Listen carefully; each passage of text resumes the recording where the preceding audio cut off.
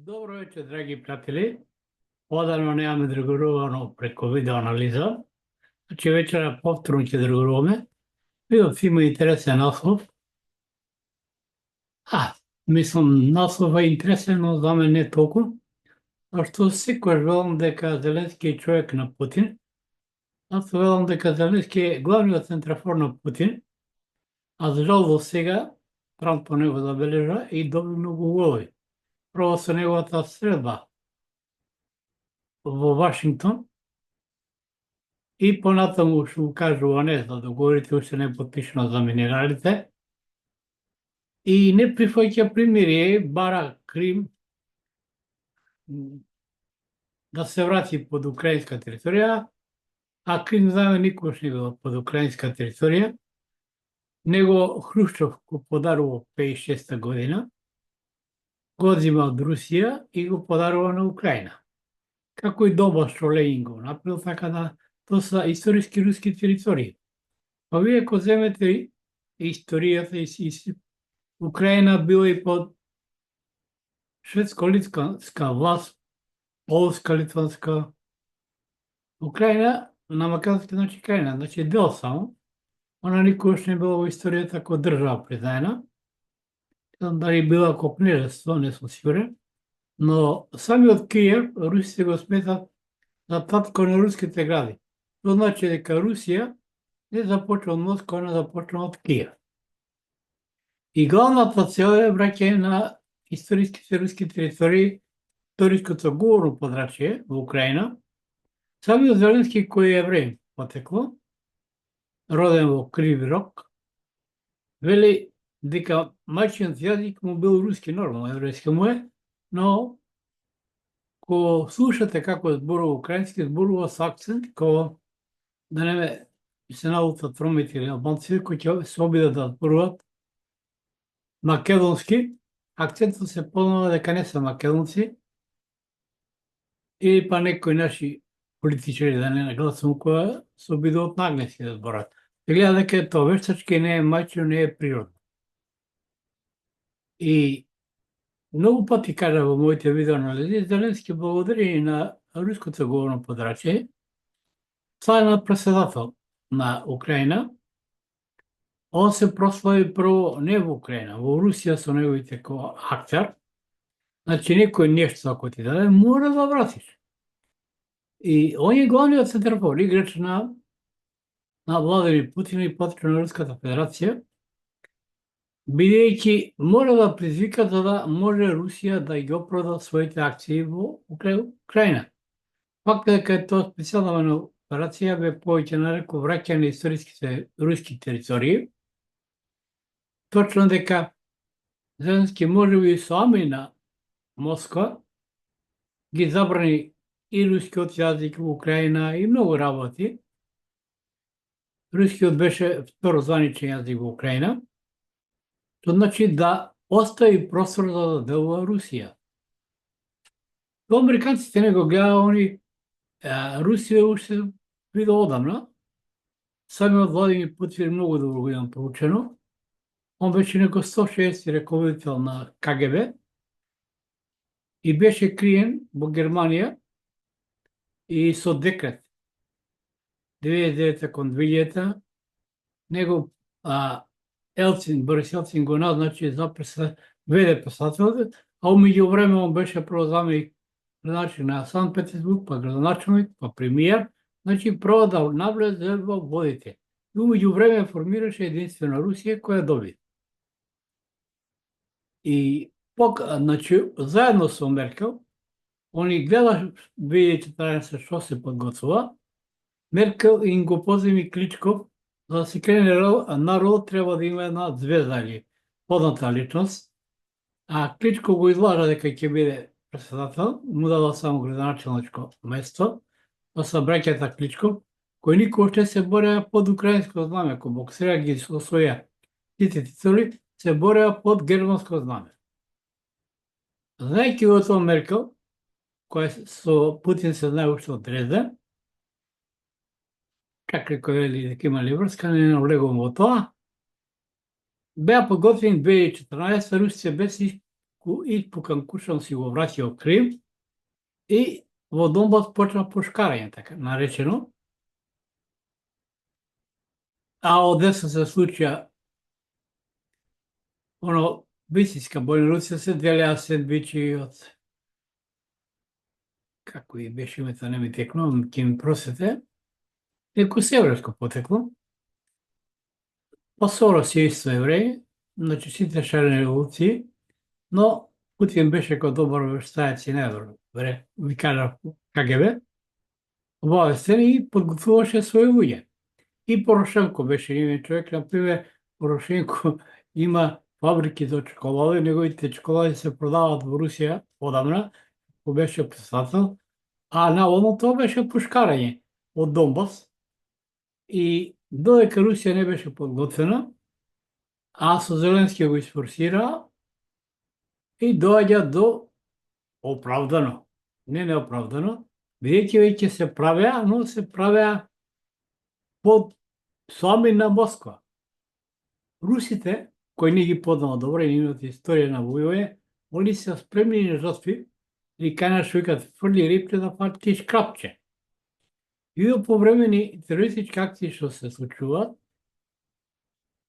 може би, не дека не може да се откриат или може, и може и да не, но се причина за понатамошно поостра реакција. Значи, Трамп добро не ја познава Русија и руската историја, а и друга работа. Меѓу Трамп и Путин има договор. Трамп мора да ја врати Америка, затоа е на прво место, а да се врати Америка да биде играчка, она може би наверно ќе наметна, но Кина нив ги економски загрозува, бидејќи ги поседува буквално економски. Она може да има повеќе долари во моментот во аптека од САД, бидејќи она има најмногу нивни држави записи и почна полека да слободува. Неку Русија одамна се ослободи од нив. Иначе ова е период кога на Трамп не му е најповолно, мислам на Доналд Трумп, председателот на САД. Ја би му обрнал внимание, овака астролошки гледано, кој ќе видите неговата натална карта, он е роден на 14 јуни 1946 година, значи во знакот на близнаци со подзнак во лав. Во моментот Марс, која е воинствена планета, знаеме дека предизвикува, тоа може да предизвика, а водател му е на 9-то поле во 12-то, значи сега него не полно му и да патува надвор, безбедноста му е загрозена, а 9-то поле странство, значи не полно за било какви активности во странство за преговори, дека е Марс таму, он е. Иначе Зеленски го влече за нас.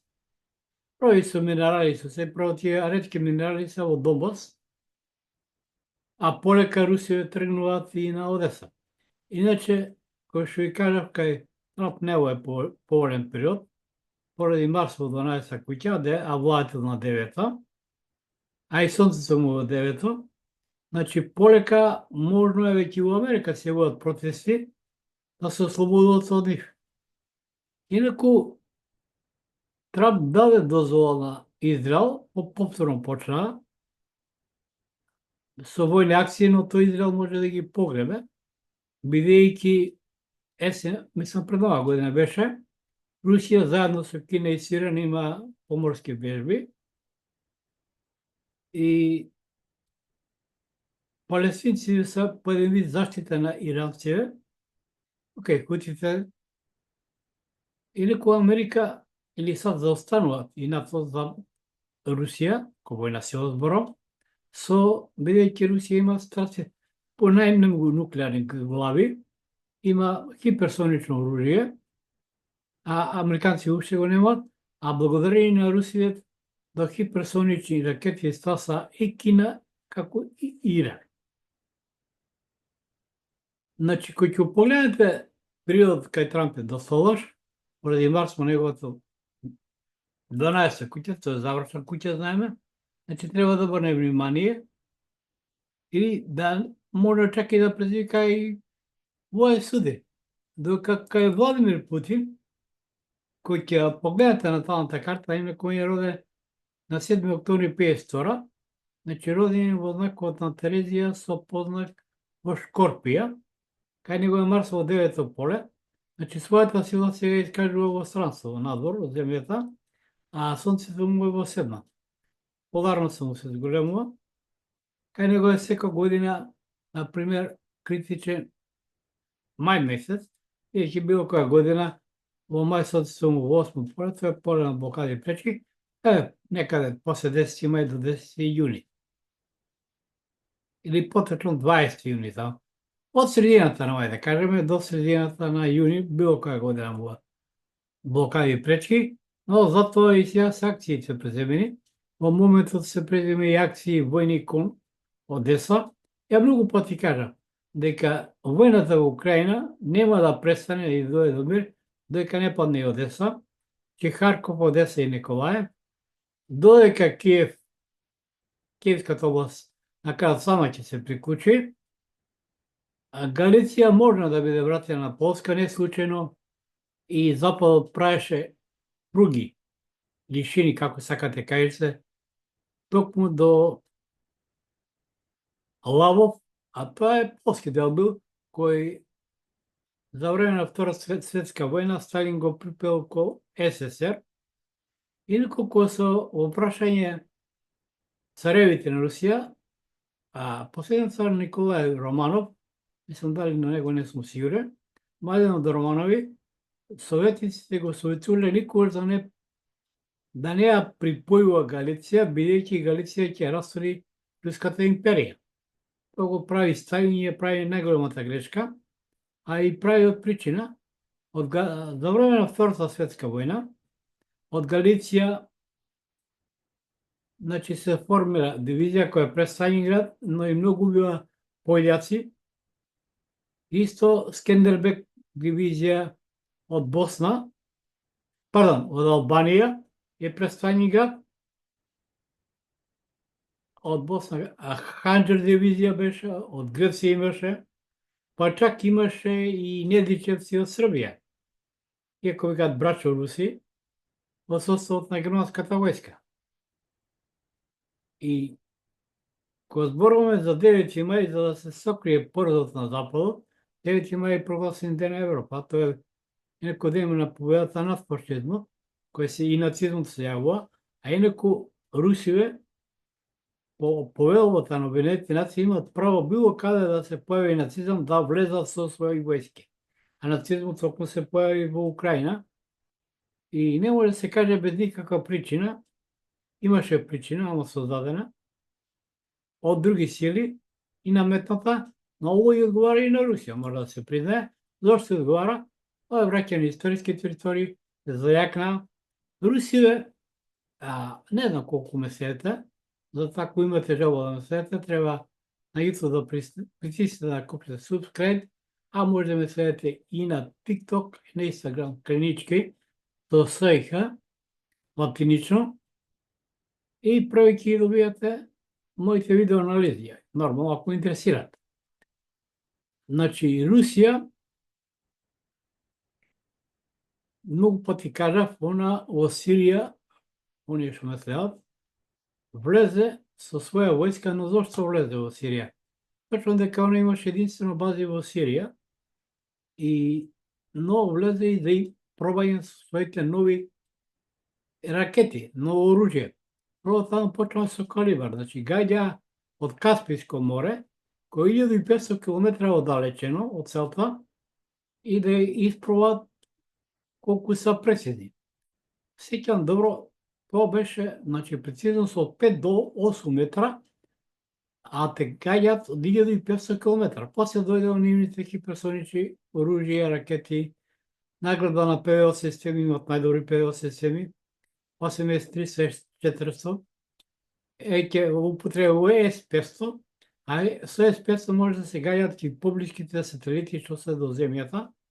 Покојниот Жириновски, не мислам нашиот на рускиот, он кажуваше уште тоа време пред 5-6 години, може повеќе има, пред да почне нормално, кажуваше дека Русија има подготвено чак и С-700. Значи, подготвени се за вселенска војна. Значи, ово да не чуди, Зеленски одлично игра улогата, затоа Украина не сека примирие, мора да одигра до крај. А интересна работа, например, неговата сопруга и децата се во Велика Британија, а и на Велика Британија не одговара, а додека родителите се мислам дека се во Израел, ако не се лажам, него го чуваат, например, судбите на Велика Британија, но и руските, оти и треба кој човек, иако до сега русите и негови бункерот ќе ги разнесеат 10 пати, ако не беше човек на Путин. Драги пријатели, посакувам добра ноќ, а во следната видеоанализа, оно што се случи денеска во собранието, интерпелацијата на Точковски, мислам, министерот за внатрешни работи, тоа беше најголема грешка и на СДСМ, особено на левица, левица тоа се погреба, не случајно нивниот лидер Димитар Апасиев не присуствуваше денеска поднесетел, и кој ќе видите колку гласа, интерпелација само 20, значи нема ни цела опозиција. Дали еден само гласаше, не сум сигурен, а две нивни говорички само и бего на трибина. Значи, кој ќе земете пратеници на 2018, пратеници на СДСМ, на со 36 и на левица 41. А гласа само 20, значи нема ни половина. Нема ни 50% во опозицијата. Втора работа, Точковски покрена многу случаи, а тој на албанците одговара, но не знам колку и на СДСМ ќе одговара, особено бидејќи многу жртви албански, не само кочани. Инаку Кочин за мене, кој аналитичар, не сека многу да зборам, дека е пожелал поднета таму, па ме зборуват сликите, но тоа има си служби кои треба да проверат. И владата, или поточно, судрија за сега само по саморот, макар тоа е спокојно, спие, но и тоа е добро што судира по саморот, за друго макар не може да го стави на грб. Ќе размислам дали ќе за Македонија, но ово е огромна грешка и на левица и на СДСМ со интерпелацијата денешна. Се добро сеќаваме, уште децата не беа погребани, а од левица нивни луѓе направија процеси во Кочани уште пред погребот. Се гледа дека е се апла и интересна работа денеска Точковски ги прими моите поранешни сограѓани, поранешни секојаш, секој желам дека Кочин градот на мојата младост. Малку и чудно, било кој да забележа како се случило прво, но нема да зборам многу за тоа, се има луѓе за тоа, и да можеби ќе направам лида само каде водат и не е случајно се тоа што се случува. Но вечера збораме само за Украина, Владимир Путин, Зеленски и Трамп. Инаку и на Трамп му одговара Украина. Договорено е. Секој со своите интереси. Трамп сака Америка да ја вклучи во новата подела на светот, која веќе прават Си Џинпинг и Владимир Путин. Со појавата на БРИКС доаја до падот и економскиот пат на Америка, до делоризација, тоа е нивното најсилно оружје. Саудитска Арабија одамна натргува, со Кина тргува во Јан и така натаму.